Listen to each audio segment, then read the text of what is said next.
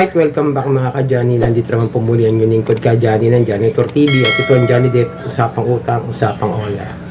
Sa mga ka-Johnny, kung di pa kayo nakasubscribe, subscribe na kayo sa ating channel para updated kayo sa mga ola review natin, ola update. At like and share nyo na yung mga video at i-hit nyo na yung notification bell dyan para updated kayo. So mga ka-Johnny, no, kailan ba kami huling pumunta ng PNP? June 20? June 22? I remember, no, medyo matagal na. June, July, August, September na. Almost 3, mahigit na buwan.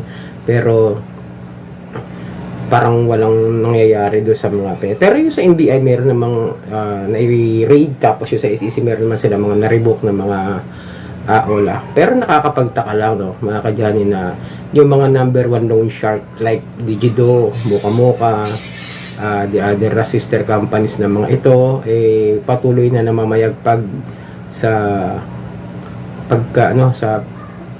sa proseso nila sa online lending nila na buhay pa rin at patuloy na loan shark na mataas na mataas na interest, di ba mga ka-Johnny? Marami nang complain, hindi lang sa PNP, hindi lang sa NBI, pati lalo sa SEC marami nang complain. Pero anong meron, di ba?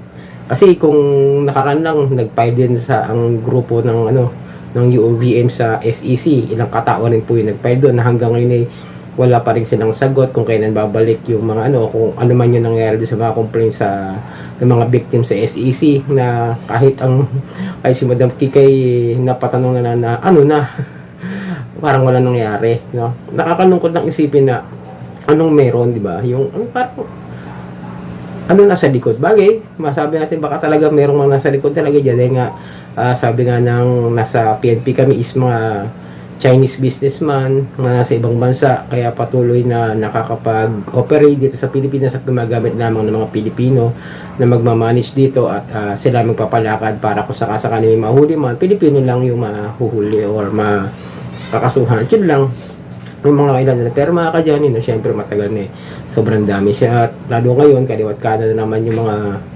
harassments pa rin ng mga ola, lalo sa Facebook, pana-impose nila ng mga kaya kanina lang meron na i-post, no, sobrang grabe yung agent na yun, sobrang tindi. Lahat ang ginagawa pa kanya sa pagpo-post niya is nilalagyan niya ng umutang daw ng 100,000 yung victim, umutang ng 200,000, 300,000, scammer, mag-ingat kayo.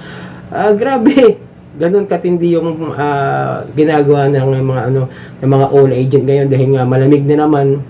Kumbaga hindi kasi na may mainstream media ulit yung mga victim ng ola, kaya siguro tahimik.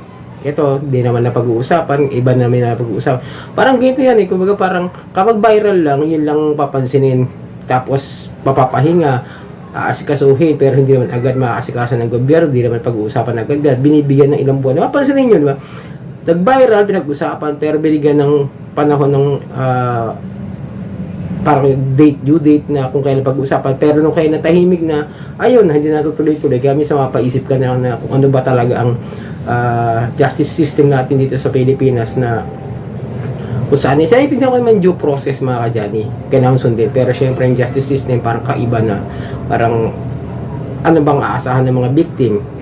Ganito na lang mga ka-Johnny, kung hindi tayo maasahan na kung wala tayong aasahan sa mga ibang government agencies or ibang government mga government officials na hinihingi natin ng tulong, siguro pag-aralan na lang natin na dermatology. Aralin nyo rin kasi mga ka-Johnny yung ola, kung ano ba talaga yung history niyan bago kayo kumuha, bago kayo umutang dyan sa ola niyan. Ano ba yung history niyan? Loan shark ba yan? Kahit registrado kasi yan, loan shark kadalasan pa rin. Galang sa Digido, di ba? Sila, mga registered dyan, yung mga Mr. Cash, mga registered dyan. Pero grabe sa pagka-loan shark yan. Pero pinapahintulutan pa rin mag-operate mga ka-Johnny. Di ba? Kapag aralan nyo, tingnan nyo muna kung nasusunod ba yung sinasabi nila doon sa ads nila na 90 to 120 to 180 days. Baka mamaya hindi, di ba? Dahil magugulat na lang kayo pag na-process na yung pera, magugulat na lang kayo 7 to 14 days lang pala. Swerte na pag 30 days, katulad ng Mr. Cash yun.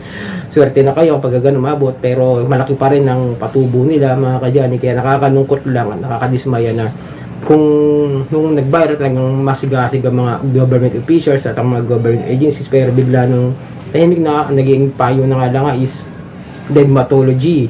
Ignore na nga lang nga yung mga harassments. Kaya mga kadyani, kung mapapasok talaga kayo, di nyo maiwasan. Kung mapasok man kayo, unahan nyo na sa mga contacts niyo at sabihan nyo na nakahilang kayo sa OLA. Mas mabuti na yung ganun kaysa ilihim nyo sa pamilya nyo, sa mga kaibigan nyo, sa mga kakilala nyo, lalo sa mga FB friends, magugulat na lang yung mga yan. Ginugulo na ng mga online lending na hindi naman sila umutang, kundi kayo naman talaga ang pumasok. At syempre, dahil na-stress kayo, nagka-problema na kayo, dahil hindi na kayo makabayad, ang pupunturihin nila talaga dyan is yung mga contact ninyo. So yun mga kadyan, di ba, medyo nakakadismaya lang talaga na ano na nangyari, ilang buwan na, pero wala na naging masyadong follow up ang SEC sa kung ano may mga ipapasara. Yung kailan lang, di ba, yung 41 ba yan na sinabi ko sa inyo na ipapasara, pero wala pa rin silang update. Hanggang tinitingnan ko everyday, titingin ako dyan kung ano yung OLA na ipapasara na yan o ipaparibok nila. Pero hanggang ngayon wala na ako nababalitaan. Kahit sa group na medyo wala na rin ako masyadong nakikita mga post na may ipapasara o ano. So yun lang mga dyan, ito muna tayo ngayon. Ito muna pag-usapan natin kung bakit hanggang ngayon ay hindi pa rin napapasara o naibaban ang mga online lending apps mga kadyani. So yun, itong yung lingkod ka Johnny na Janitor TV at itong Johnny Depp, usapang utang, usapang OLA.